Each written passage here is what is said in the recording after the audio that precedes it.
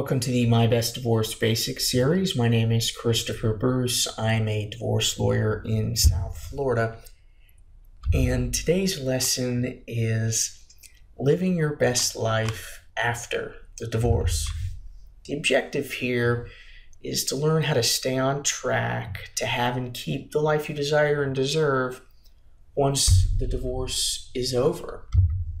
Basically, what you need to remember is that divorce is only the beginning.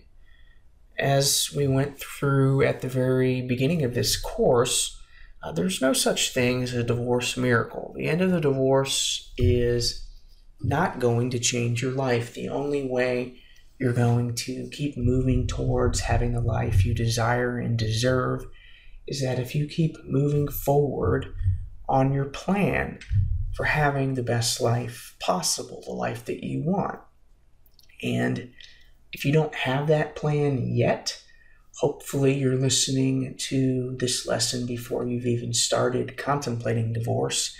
And that gives you the time to get that plan in place, come up with what I refer to as a best life strategy, all of the things you need to do to get from where you are now in a marriage you're contemplating leaving to the life that you want to have.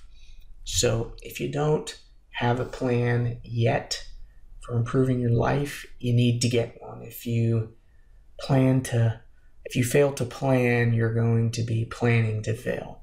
So get that plan in place, and once the divorce is over, realize that it's not the time to let off pursuing that plan.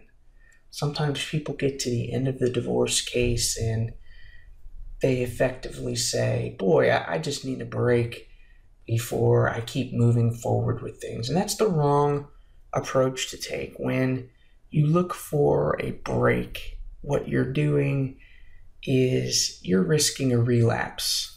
It's really not much different than somebody who struggled with weight loss and finally hits their goal weight, and then they go off their diet and start eating the way they used to eat before they lost the weight. Guess what? That person's going to balloon back up in weight quicker than they got down. And the same types of problems can happen to you if you don't keep your foot on the gas with moving forward on your journey of life improvement once all the legalities of the divorce have been wrapped up.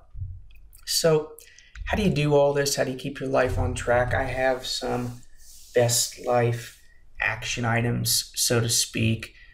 I do recommend as the first thing is right after the divorce is over, if you can, get away for a while, take a vacation, cross something off your bucket list. You don't actually have to leave town, although it might be a fun idea, but do something that you've always wanted to do and always wanted to have happen, and do it now. You start training yourself to be focused on yourself. And when you get back and you refocus a week or so after the divorce, you need to prioritize spending time doing things that are going to make you happy. It's time to get back and get into that hobby that you've always neglected, that gym routine you used to love to have. Whatever makes you tick, you need to do it. You need to be spending some time each day, preferably, but at least each week, doing something that makes you happy. If you're a busy business person, doctor or lawyer or professional, maybe it's as simple as having 1 hour a week to where you do something like go to the golf range and get out your golf clubs and hit some range balls, or you have one exercise class a week that you're going to go to, something that is more than nothing you had before. Also,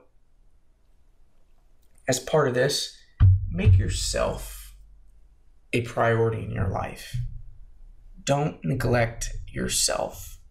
You need to focus on you a little bit here. And obviously, if you have children still in the house, you can't forget about your children. You better not, in my view.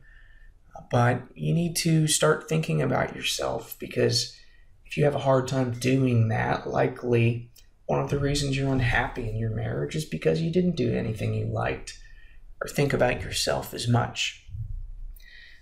Step 4 of the best life action items is make sure you continue to have a plan for getting to where you want with the life you desire and deserve. Always have an idea of what needs to happen to have your ideal life, and always have something to shoot for. Part of this involves making sure you get help when you need it. You should work with a really good therapist or life coach, people that help people recover from divorce.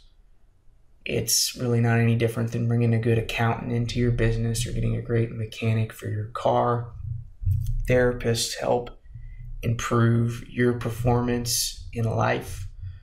Don't forget that. Don't fail to get professional help if you need it, out of some sort of stigma for therapy. It's there, it works. If you're in the South Florida area, I have a website, staymarriedflorida.com. There's a directory of therapists there. Nobody pays to be on that directory. Those are just people that I've met as part of my law practice that impressed me and I'd be comfortable referring a client to. Another thing you need to keep in mind after the divorce, and I hesitate to say this because I don't like to preach, and I probably need to follow this more myself, but you need to make sure you are making and keeping healthy habits. Now is not the time to fall to alcohol or drugs or narcotics to make you happy. You're going to be more vulnerable now than you will be at many other stages in your life to things like that taking over and wreaking havoc. If you've had issues with alcohol in the past, stay especially attentive to this. Also, you should, if you can, if you're not already, try to start living a little bit of a healthier lifestyle. Try to exercise, even if it's just a walk a few times a week, and try to eat a little bit better. You've went through a lot to get to where you are right now, and you have a lot to look forward to in your life, and everything you've done, everything you have in the future is not going to matter if your health fails you. So don't let that happen.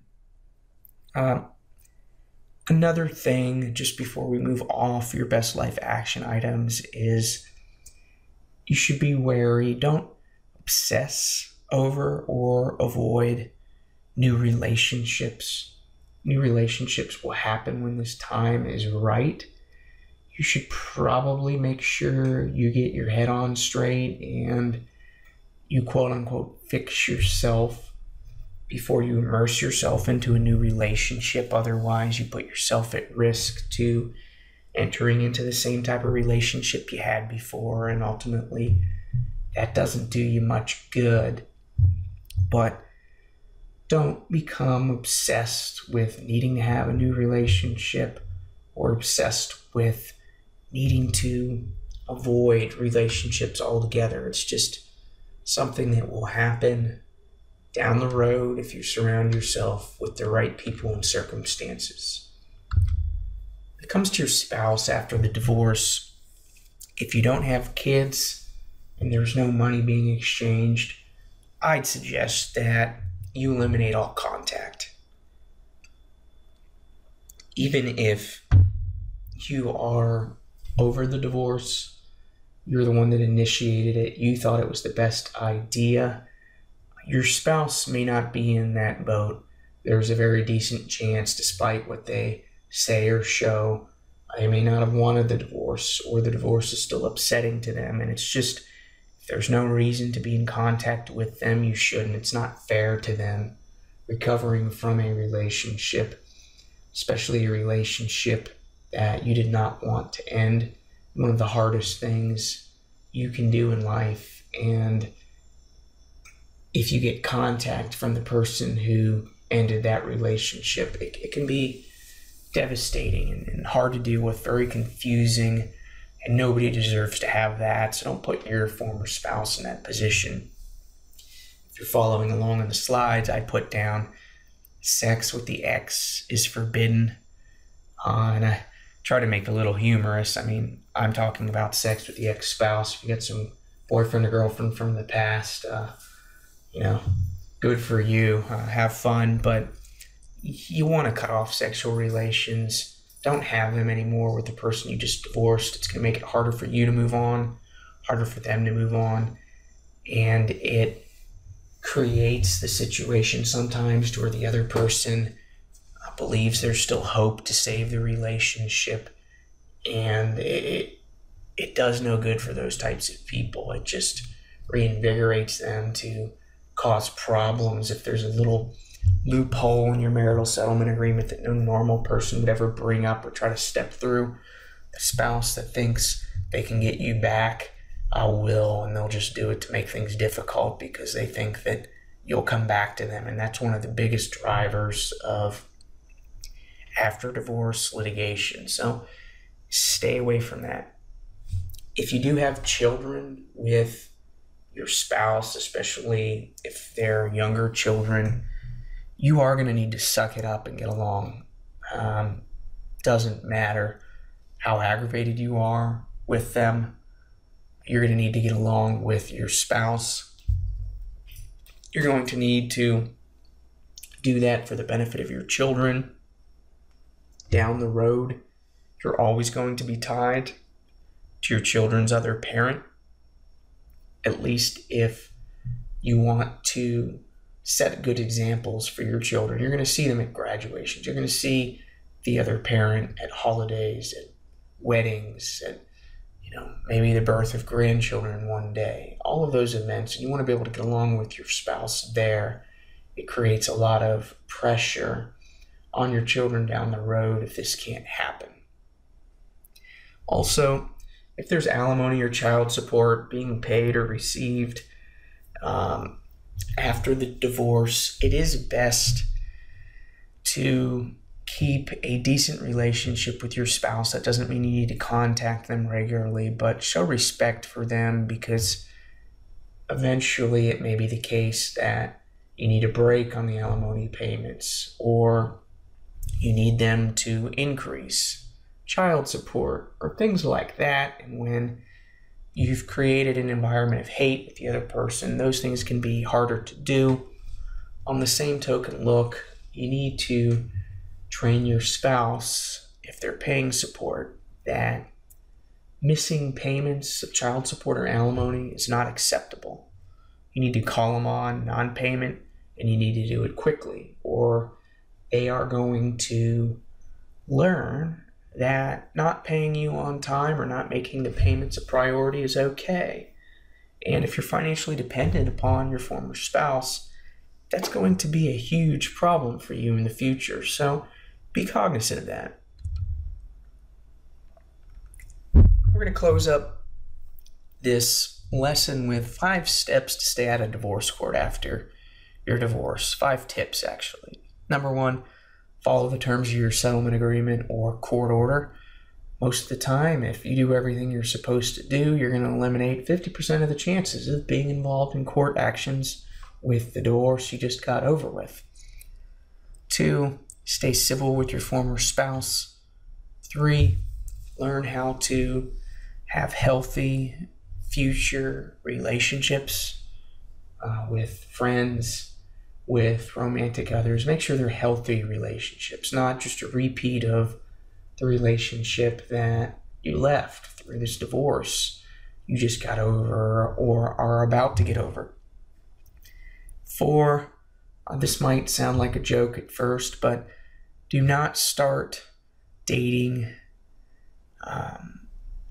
people who are unstable or have a personality disorder. If you date somebody with the thought that you're going to save them, guess what? It's not going to work. If the other person has a personality disorder, guess what? You're going to be miserable or have problems, probably get divorced. If you want a good litmus test for this, if the other person that you're considering dating or you are dating has lived in more than 3 cities or had more than 3 jobs in the past 3 years, and they are not, a professional athlete who's just been traded, or a job that by its nature is temporary, then you may be dealing with a psychopath. So 3 jobs or 3 locations in 3 years, they could be crazy. Probably stay away from them. Also, one thing you can do to make your next divorce simpler, if you want to plan on one, is get a prenup. If you're getting married and you have anything to deal with, don't forget that you can effectively resolve your divorce before it happens with the prenuptial agreement. I think the first best divorce is a divorce that never happens, but probably the next best thing is the divorce that's settled before the marriage begins. So you can get a prenup there. Remember that anything in this lesson and in the My Best Divorce Basic series is not a substitute for having a divorce lawyer. You need to consult with a qualified divorce lawyer before you take any action. And this course also does not create any type of attorney-client relationship with my law firm. Well, that wraps up this lesson. I hope it has been worthwhile and that you have gotten something out of the lesson and the My Best Divorce Basics series. I wish you all the best and talk to you soon.